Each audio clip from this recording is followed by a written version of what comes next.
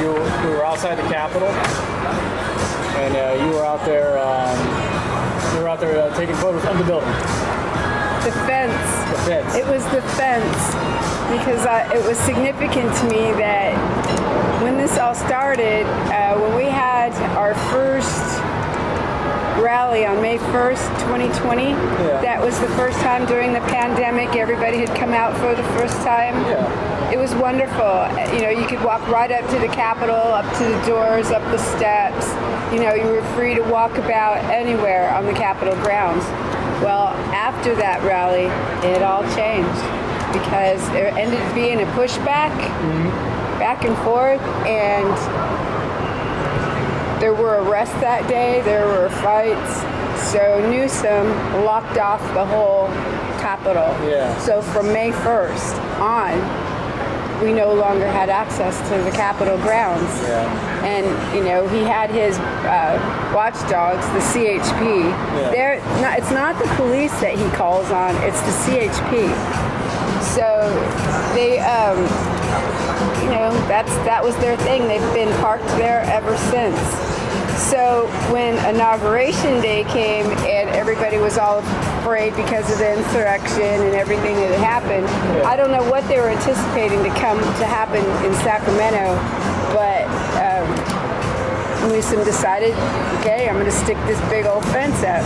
And it was a stark reality to the way things are and to, you know, the whole narrative of everything, the council culture and the woke and the whole thing. You know? And you were out there for school, right? You had for a project? Yeah, you know how it started? I'll tell you how it started. Spring 2020 was my very first semester studying photography.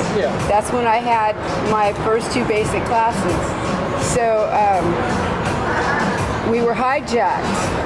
I remember it was March, and I remember distinctly too because we had just had a field trip with my class to San Francisco, and that field trip was the last time we were ever together. We never met for class ever again, all right? And so it was hijacked. I was cut off. No more class. What do you do? I'm a disabled student, disabled services. I need extra help because I'm slow and because I'm brain injured, which means that I have to use certain services to help me succeed. And part of it is I'm very visual, and without those visual lectures and things like that, it's so much harder to absorb. And I really struggled hard. So it was a big lesson. It was hard. Okay, so that was the beginning. That's what started me, that first rally. That's when I knew that I was onto something. I loved getting in the crowd. I like watching the action. I'm all about the organic shots. I'm a people watcher. And number one, my whole brand is I'm a storyteller. That's what I do. So my whole creative process is about capturing a story and presenting it. So I continued on with all the rallies, and the more I did it, the more I got into it, and the more I did, the more I was learning about what was going on, and it just sucked me into the vortex of politics. Kind of like a little bit of like some type of psyche adrenaline rush? Completely, exactly. But there's just something empowering about politics that I just really love.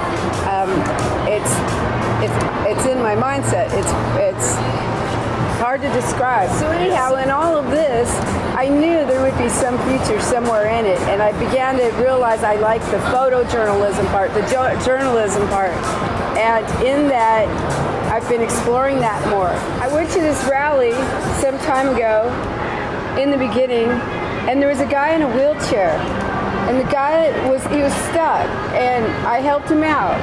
And this very guy, turned out his affiliation was with the Recall Newsom movement. And Kevin Kiley decided to run. They all shifted into a team.